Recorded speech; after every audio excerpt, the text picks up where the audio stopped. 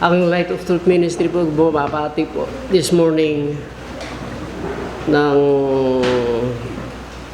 mapagpalang araw mula sa Panginoon. Samahan niyo kami sa ating pong pag-aaral na hahanguin po natin sa aklat po ni Lucas chapter 10 at ang Gawa chapter 8. Bubuksan na po natin ang Luke chapter 10. Ang pangyayari pong ito na isinulat ni Lucas sa buhay ng Panginoong Jesus sa isang tagapagtanggol ng batas ni Moses. Verse 25, and behold, a certain lawyer, scribe po ito, no? Iskriba. Isa pong relihiyosong tao at ang relihiyon nila ay tanyag sa panahon ng Panginoong Jesus. Ang mga tagapagturo ng Israel ay tumayo upang subukin ang Panginoong Jesus. At ang tanong niya ay maliwanag na kanyang sinasabi, Master, what shall I do to inherit eternal life? And that is the question from the scribes of the law of Moses. Master, what shall I do to inherit eternal life? Pagkatapos pong nagtanong itong iskribang ito, kung papansinin niyo kaagad sa sumusunod na mga pahinang ito, tanong naman ang Panginoong Hesus sa kanya. He said unto him, what is written in the law? How readest thou? Bumitaw siya nung ang iskribang ito. Nagbigay siya ng tanong na sa inaakala niya ay hindi masasagot ng Panginoong Hesus para ilihis ng iskriba ang kanyang sarili at patunayan niyang siya ay matuwid. At hindi niya inaasahan, nagtanong ang Panginoong Hesus sa kanya pagkatapos siya magtanong ng ganito, Panginoon, ano ang dapat kong gawin para makamtan ko ang buhay na walang hanggan? That is the question of the scribes, the teacher of the law of Moses. Ang sagot ng Panginoon ay isang tanong at ang sinasabi niya ay, ano ba ang nabasa mo sa kasulatan? What is written in the law? And the second is, how readest thou? Paano ka ba nagbabasa? Ano ba ang nabasa mo? Nagbabasa ka? Pero ang tanong, paano ka nagbabasa? Malinaw ito sa atin.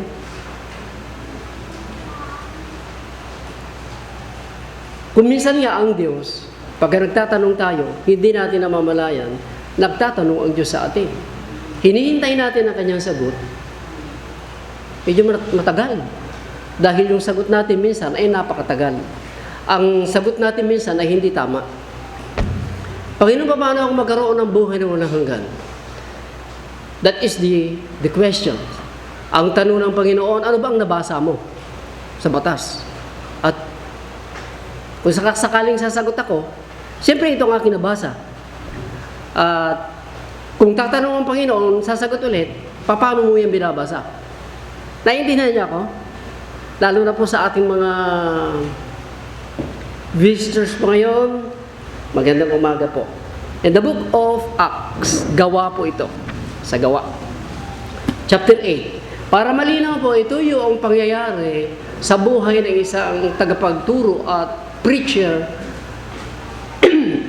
na si Felipe. Itong deacon na ito. Isa siya sa 7 diakono na inihalal sa panahon ng mga apostol. Chapter 8. At nung siya ay nagpapahayag, minsan isang araw, tinawag siya ng isang anghel. At ang sabi niya roon, pumunta ka doon sa isang lugar dahil mayroong isang tao na kilala na galing sa Jerusalem papuntang Gaza. Galing yun sa sa pagsamba.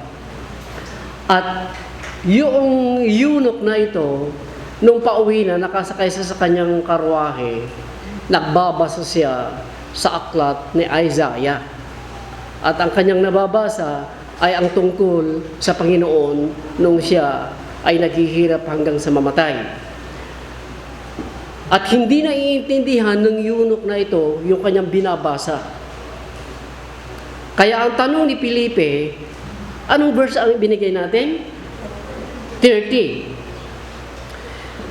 And Philip ran thither to him and heard him read the prophet Isaiah and said, Understandest thou what thou readest? Habang nagbabasa ito, tinanong ni Felipe, naiintindihan mo ba yung binabasa mo? Sino ba sa inyo nagbabasa ng Bible? Amen? Naiintindihan nyo? Kung minsan nga, yung sagot yung mga tanong natin, talagang doon din sa ating binabasa yung sagot. Kaya ang sabi ng Panginoong Yesus sa lawyer, paano ako magkaroon ng eternal life? Ang sagot nga ng Panginoon, ano ba yung nabasa mo sa law? Right? At paano ko nagbabasa?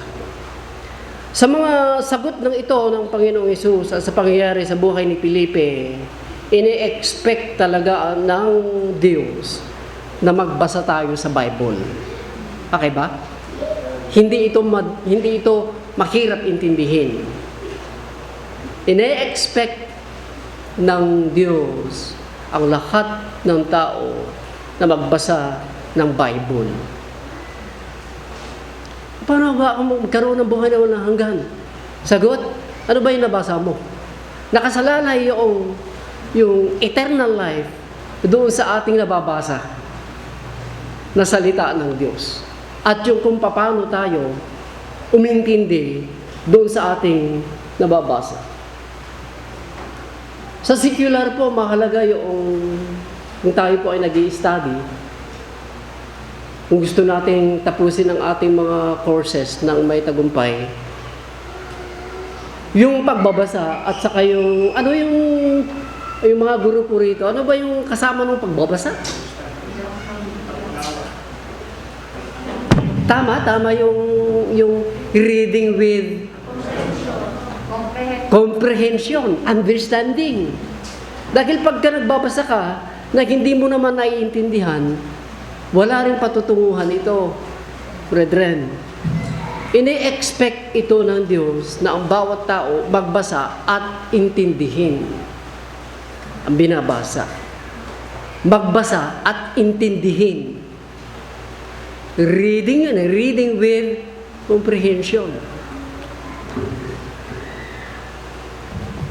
Ine-expect niya ng Diyos. Ganon din yung kay Esteban. Nung nagbabasa yung eunuch, tanong kaagad ni Esteban, naiintindihan mo ba yung binabasa mo? Ang sagot noong eunuch ay, hindi ko naiintindihan liban na lamang pagka may magpapaintindi sa akin. Yan ang kanyang sagot. Alam niyo, brethren,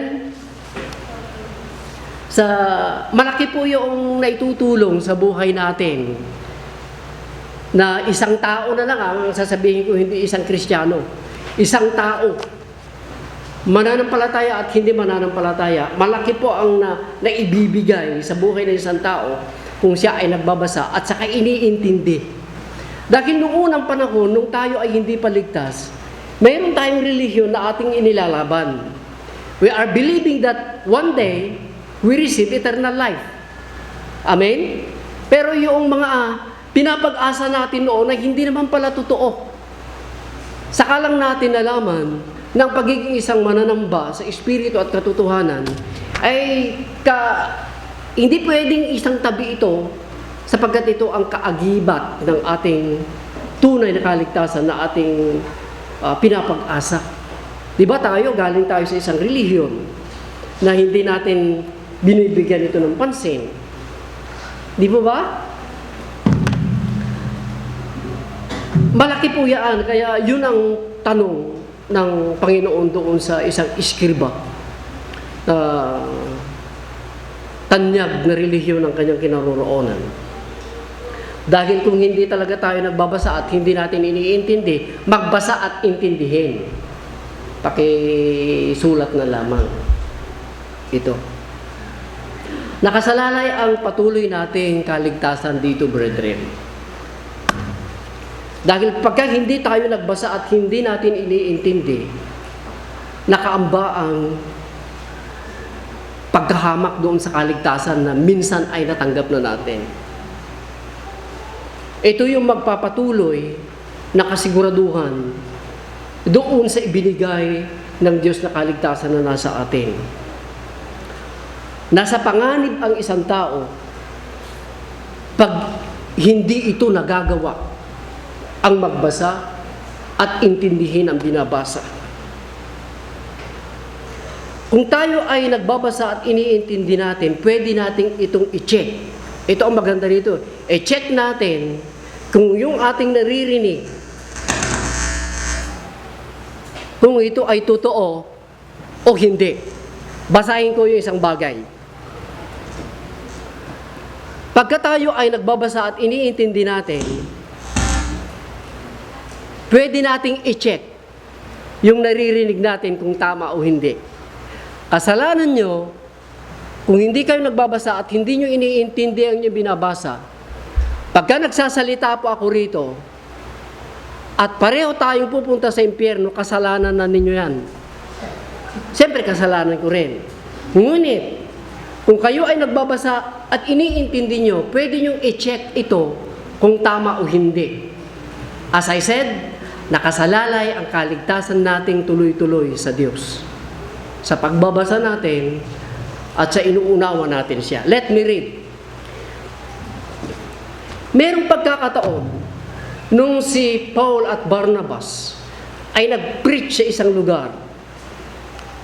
Ang hindi nila alam, yung lugar na kanilang napuntahan ay maraming mga Christians. At hindi pangkaraniwang Christians. Dahil ang mga ito ay nagbabasa ng Bible. Let me read in Gawa chapter 17. Ilang taon na tayong Christians? Sabihin natin 30. Ay matagal na palang hindi tayo nagbabasa. At kung nagbabasa naman tayo, ay matagal na pala nating hindi iniintindi. 17 po ba ang aking ibinigay na chapter? Anong verse po tayo? Verse 10. And the brethren immediately sent away Paul and Silas by night unto Berea. Berea is one of the city of Macedonia. Who was coming thither went into the synagogue of the Jews. Merong sambahan doon ng mga Hudyo. At nung i-describe ito ni Lucas, kung sino itong mga taga-Berea, kumpara sa mga taga-Thessalonica, these were more noble than those in Thessalonica. Mas higit ang mga taga-Berea kaysa sa mga taga-Thessalonica. You know why, brethren? And that they received the word with all readiness of mind and searched the scriptures daily, whether those things were so. Nung nag-preach si Paul, at itong si Silas, na partner nito,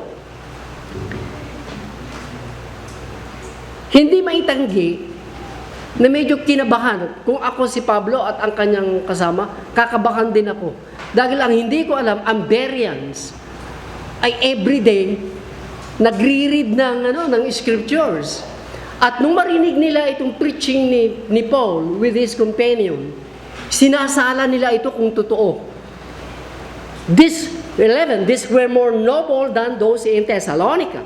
And that they received the word with all readiness of mind and searched the scripture daily, whether those things were so. Sinasaliksik nila kung ano ang binabanggit ni Paul, sinasaliksik ito at inuunawa. At nung mapatunayan nila na yung sinasabi ni Paul at ang kanyang grupo ay totoo, ang dami pong naligtas sa sumunod na verses natin. Ito po yung sinasabi ko sa inyo, brethren, na pwede nyong i-check if these doctrines are false or true. Pagka nagbabasa tayo at inuunawa natin. Unang, kayo ang masisisi sa inyong sarili pagka kayo ay hindi nagbabasa at kung kayo ay hindi nag-iintindi sa inyong binabasa. Napakadaling magbasa. Pero yung intindihin, yun ang hindi natin ibinibigay.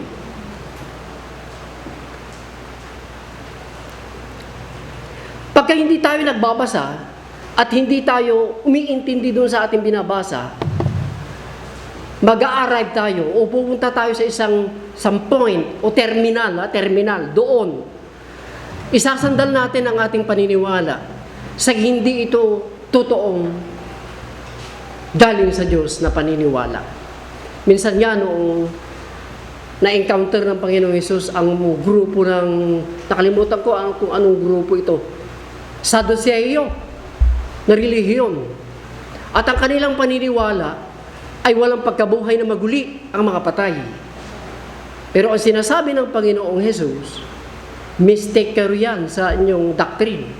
Ang inyong paniniwala ay hindi totoo dahil sa hindi ninyo pagkaalam sa salita ng Diyos. Hindi na nga nagbabasa, hindi pa iniintindi.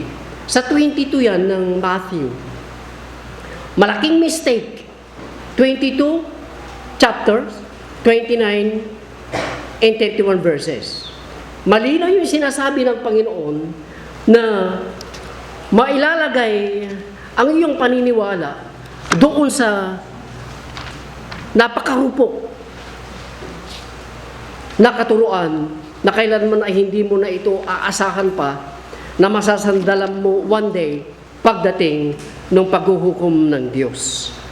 22 verse 29. 28, therefore in the resurrection those whose wife shall she be of the sevens, for they all had her. And Jesus answered and said unto them, mistake kayo dahil sa hindi ninyo pagkaalam ng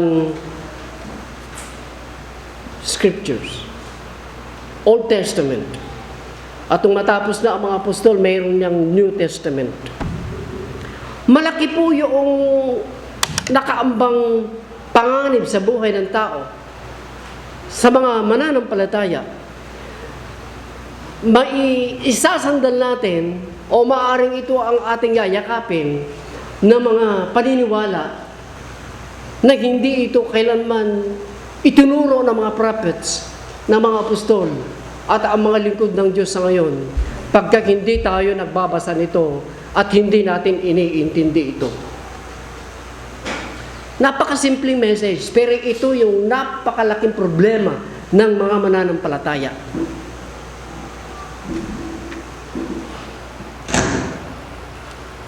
Wrong concept. At dahil ang salita ng Diyos ay puro, yun ang sinasabi rito ang salita ng Diyos ay puro, walang mali rito. Pagka tayo ay nagbabasa at iniintindi natin, mapapanatili natin ang katotohanan ng Bible.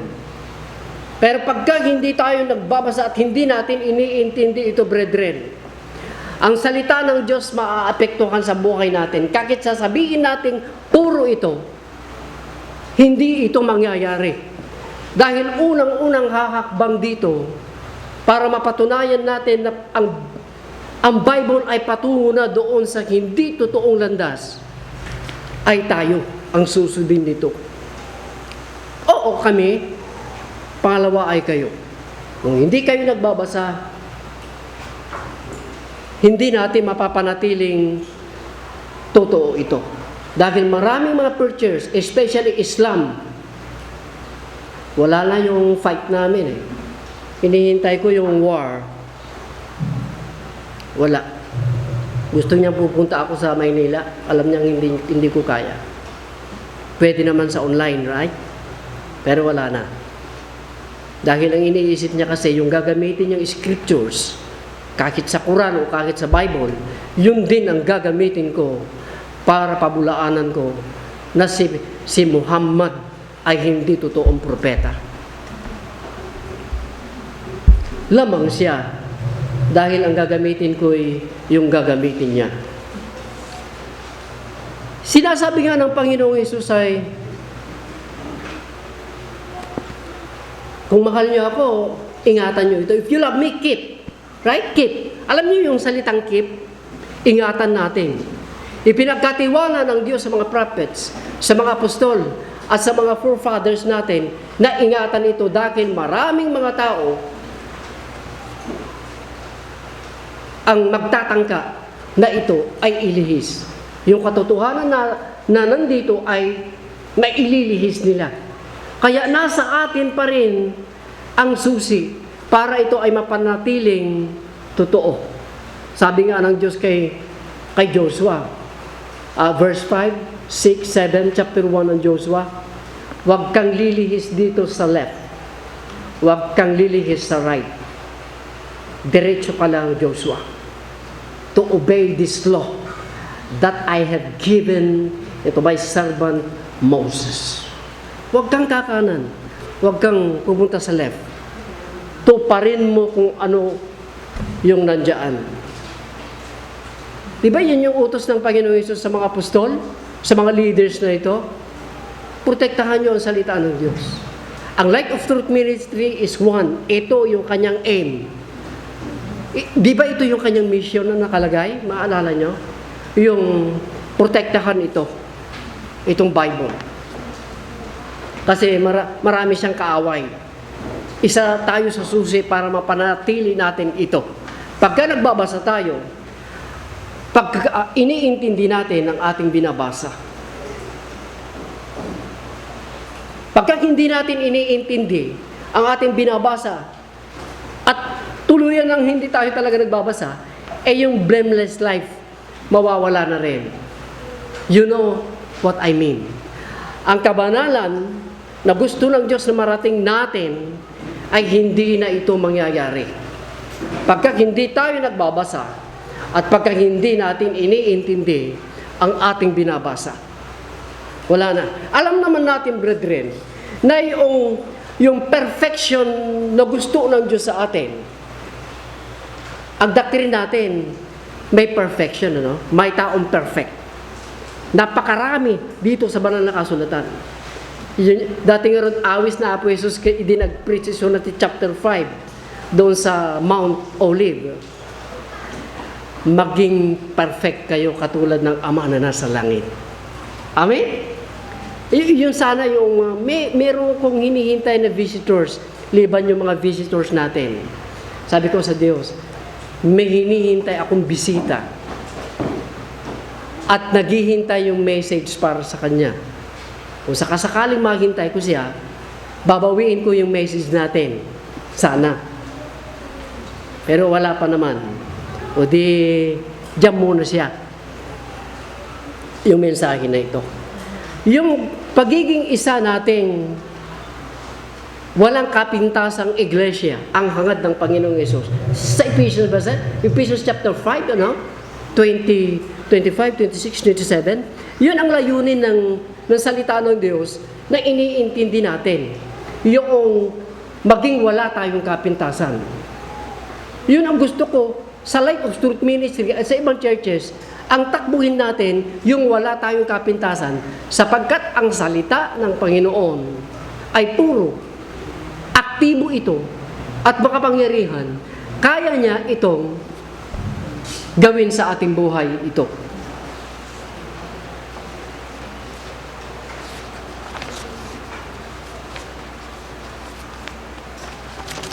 Brethren, huwag niyong isipin, kung magtatanong ako, bakit maraming tao, bakit maraming Christians ayaw magbasa, pastor? Kung nagbabasa man ay hindi iniintindi. Kasi po, ang alam po ng mas marami, walang pakinabang ang magbasa. Kalugihan para po sa kanila na ang magbasa at intindihin ang Bible. Hindi po ayon nga kay James chapter 4 verse 7 eh. Sa palagay ba ninyo, walang kabuluhan ang sinasabi ng batas? May pakinabang.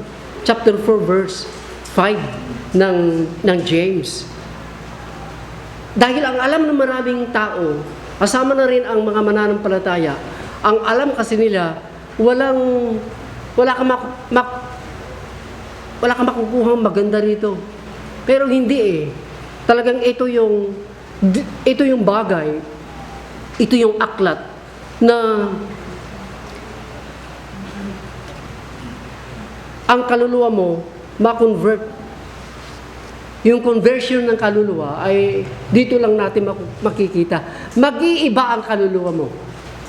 Tama? Iba ka ng iba ng mukha, iba ka ng iba ng damit, iba ka ng iba ng mga salita, pero ang may kakayanan talaga na maiba yung ating kaluluwa ay yung salita ng Diyos. The Word of God has the power to convert your souls, brethren. Eto lang. Kaya nga, until now, a lot of Christians today, isa pala ugali na. Dahil yung Word of God, hindi nabibigyan ng pansin na basahin at intindihin. Kaya hindi naiiba yung kaluluwa.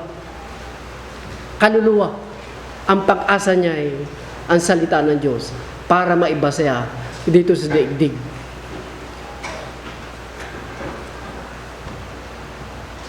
Biruin mong holiness mawawala sa atin pagka ito hindi nabibigyan ng pansin, brethren. Totoo po na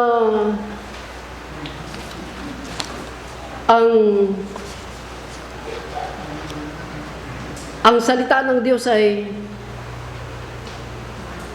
hindi madaling intindihin. Tama ba tayo?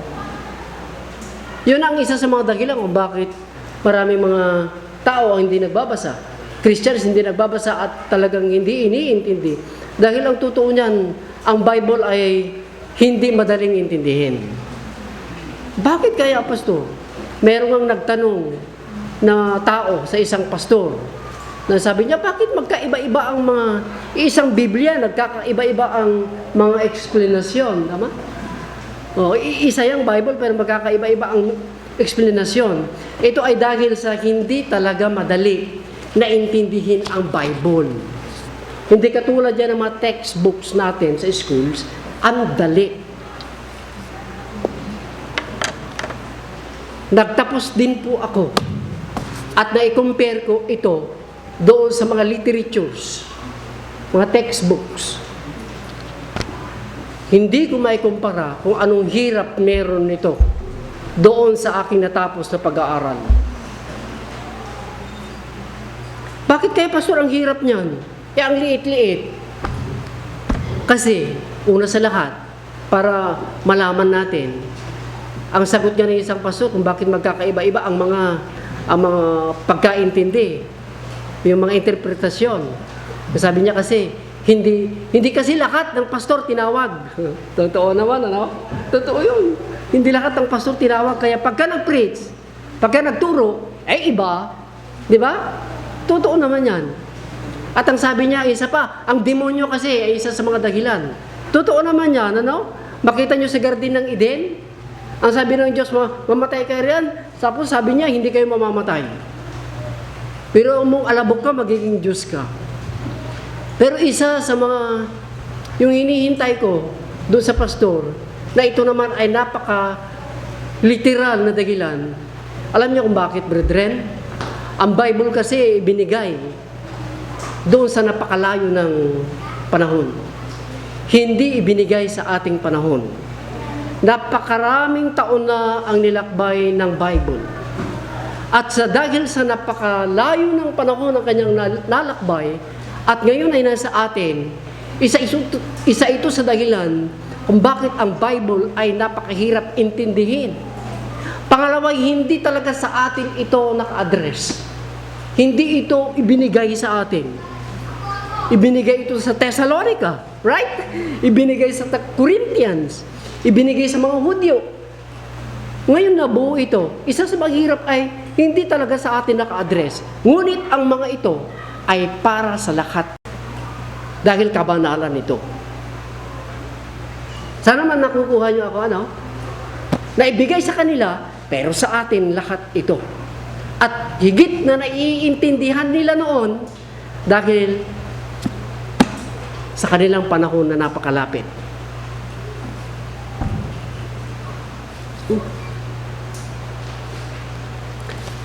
Gusto nating magbasa at maintindihan? Ganito ang gawin natin. Kasi naranasan ko rin ang bagay na ito. At sinisikap ko yung aking mga natutunan na paraan. Sabi nga ng Panginoong Hesus in what way?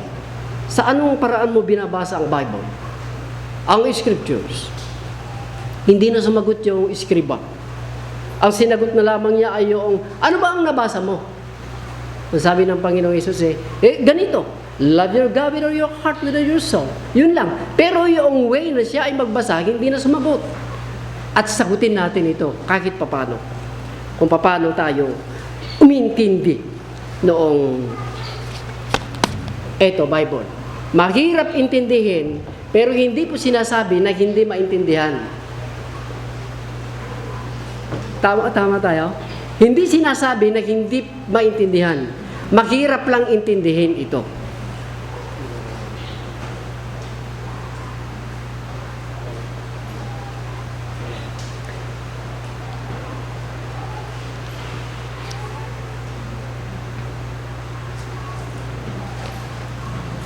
Pagka kayo ay nasa school, anong ginagawa natin? Yes, totoo yung nasa isip ninyo. Kailangan ito ng concentration. Yung bang nasa puso mo talaga yung magbasa, yung bang nasa puso mo talaga na intindihin. Dahil kung magbabasa ka, na hindi ka naman talaga interested, at hindi handa ito, wala pong mangyayari.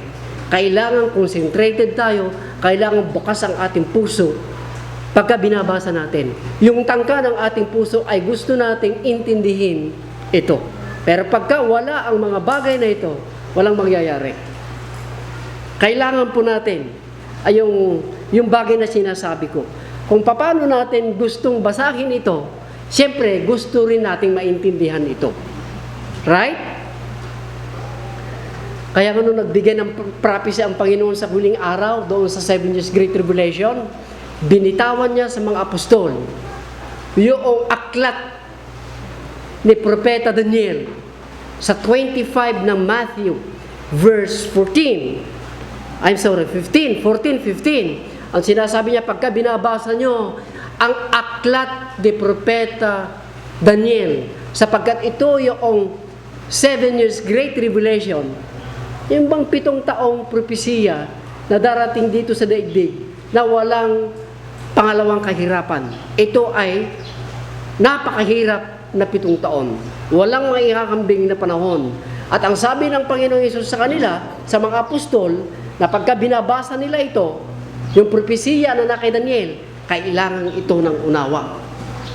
Lahat ng bahagi ng kasulatan na binabasa natin, kailangan nating basahin at unawain ito. Hindi pwedeng nagbabasa tayo na hindi inuunawa. At isa pa, para pagdikit-dikitin ko na, huwag nyo kalilimutan, maging handa ito, Nasa puso natin, nasa isip natin, nabasahin at intindihin. Dahil pagka wala, siyempre wala. At isa pa, kailangan, ang sabi nga dito sa may tanong ng isang deacon na si Felipe, naintindihan mo ba ang binabasa mo? Pero ang sabi ng eunuch, basahin ko nga sa chapter 8. Gusto kong may i-open ito. Dahil, saan ba siya? 30. And Philip ran thither to him, and heard him read the prophet Isaiah. And Philip said, understandest thou what thou readest? Naintindihan mo ba ang binabasa mo? Ang sinasabi nung eunuch, and he said, how can I? Paano ko maintindihan ito? Except some men should guide me Hindi ko maintindihan dito. Liban, kung may isang taong magpapaliwanag nito, tutulong sa akin.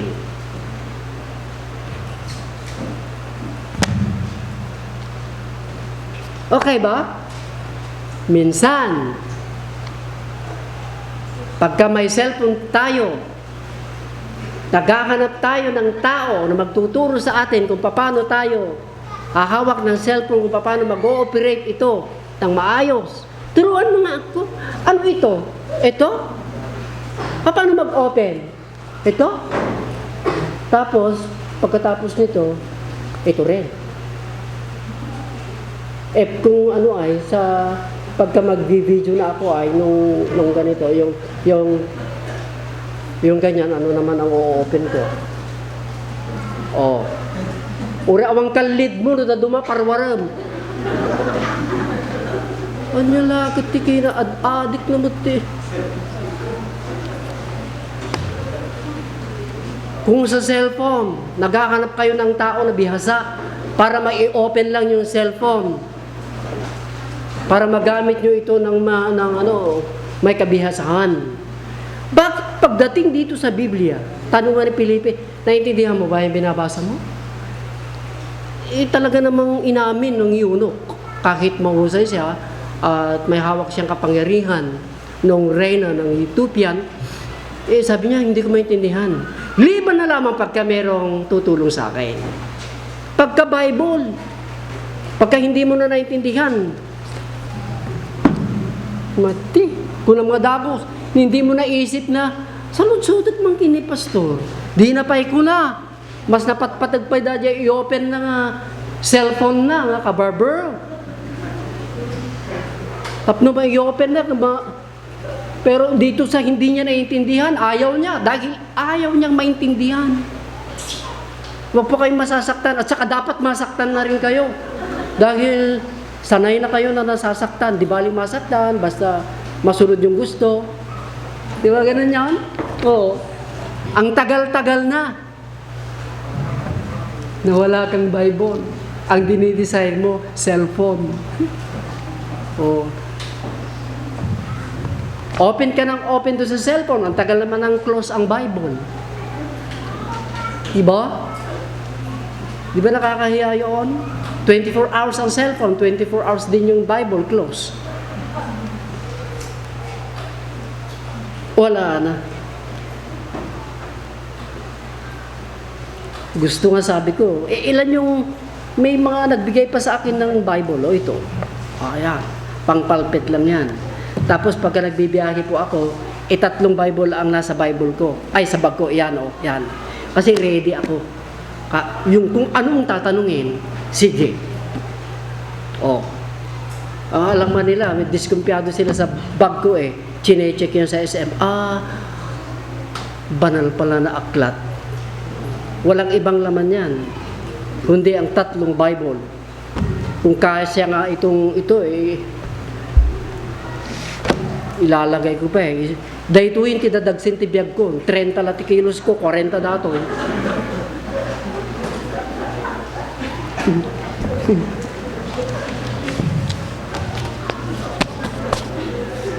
Lagi akong sinasabi, kailangan ko pa ng Tagalog dahil para doon sa mga Tagalog. Mulata, uri Tagalog nga nakalala ka nga awatin, mulata mang ri-ri na nga mangted. Diba? Totoo namang gusto niyo magkaroon ng expensive na cellphone, pero dumawdawat kay Bible. Pero sa cellphone, talagang pinag-iipunan. Pero sa Bible, hindi. Paano yan? Pagiging isang Kristiyano. Sana naman, mabigyan natin ito ng pansin, brethren, kasi tapos na rin po ako. Ang gagawin na lang po natin, bigyan po natin ito ng time. Amen? Kahit anong pagod, magbasa tayo. Kahit anong troubles meron tayo, huwag sanang mawalan ito ng panahon. At the problema, huwag mawalan ito ng panahon. Baka yung problema mo, ilagay mo na lahat yung oras mo doon. Kahit anong pagod, kahit anong puyat, meron ito. Huwag niyong tatanggalin yung panahon nito Sa panahon ng nangangailangan ka, panahon na ikaw ay may karamdaman, huwag niyong tanggalin ang oras nito. Amen? Hindi.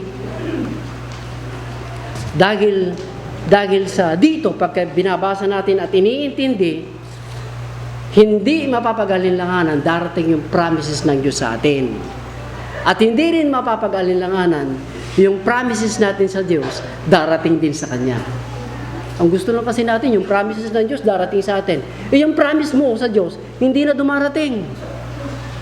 At dahil dito, sa hindi natin ito binabasa at iniintindi. Naiintindihan mo ba ang binabasa mo? Sana po naiintindihan po natin. Let us pray.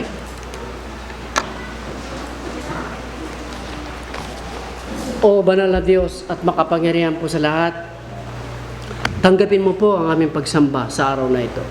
Yung pong aming pong pagsisilbi sa araw na ito. Sama-sama nga po kami at halos magtapos na kami sa aming pagsamba at aming pagsisilbi. Ngunit ang iyong salita, kailangan po namin mabigyan ito ng lugar sa aming puso. Sa anumang pangyayari, gabi at araw, ay huwag nawang matanggalan ito ng panahon. Ito po yung aming pag-asa, nandito yung sinasabi. Nandito po yung aming kabanalan. Dito namin natitiyak na kami po yung nagsisilbi at sumasamba. Pagka nawalan po kami ng panahon dito, mawawalan na po ang lahat ng saysay ng aming mga pagsisilbi at pagsasamba. Salamat po Diyos sa gabi at araw na pagbibigay mo sa amin ng pagkakataong basahin at intindihin ang iyong salita. Loobin mo po na mapayapa po ang aming kaluluwa at laging may kapahingahan ang aming kaluluwa, sapagkat ang aming pag-ibig ay nasa iyong salita. Salamat po Diyos. Sa ngalan ng aming Panginoong Yesus. Amen.